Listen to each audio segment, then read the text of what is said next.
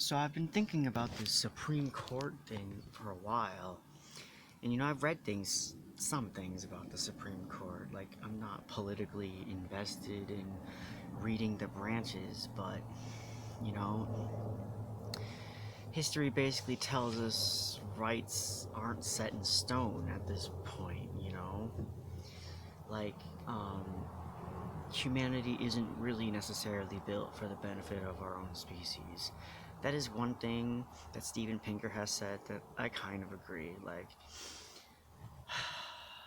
there's a lot of back and forth twisting and pulling of the political rhetoric of like human rights and like the term the right to exist, which could mean like doing any amount of stuff just to,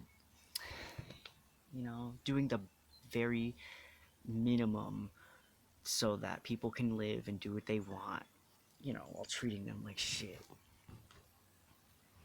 Roe versus Wade should be a memory. Um, but, we shouldn't stop fighting. You know, even if, we never have our rights taken away, we shouldn't really forget what we had to fight for. Like, the fight for gay rights with Obergfell versus Hodges. I've actually not heard of this before, but, it's there. And probably, the clutter of everything else we hear in the media, just, everything, it gets pushed on top of that. And another, Supreme Court thing, which I've personally invested myself into along with the history in America, is the Buck versus Bell case, which wasn't a human rights success but a continued violation in the form of forced sterilization. In Virginia, to be specific,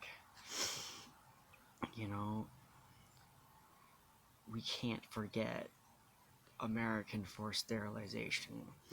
It's just basically propped up and encouraged the Nuremberg project. I know the Nazis would have done that regardless if it wasn't for like America like leading them into the right direction when it comes to discrimination and such.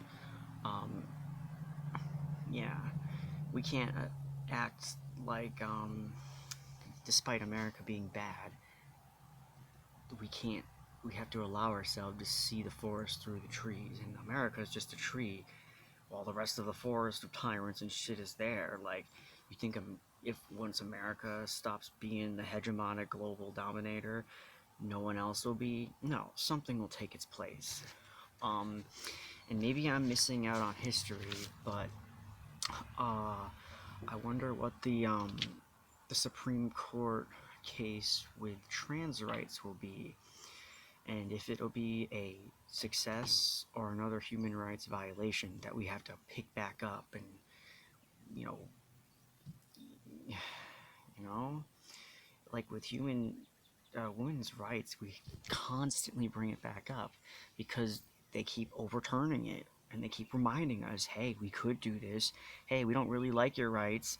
And with that, even if they're not planning on overturning them, it makes you go, what the fuck is your problem? How are you... You're supposed to be fighting for all of us, right? Well, I think that's not even stupid, but, the next Supreme Court victory or defeat might actually be a trans issue thing.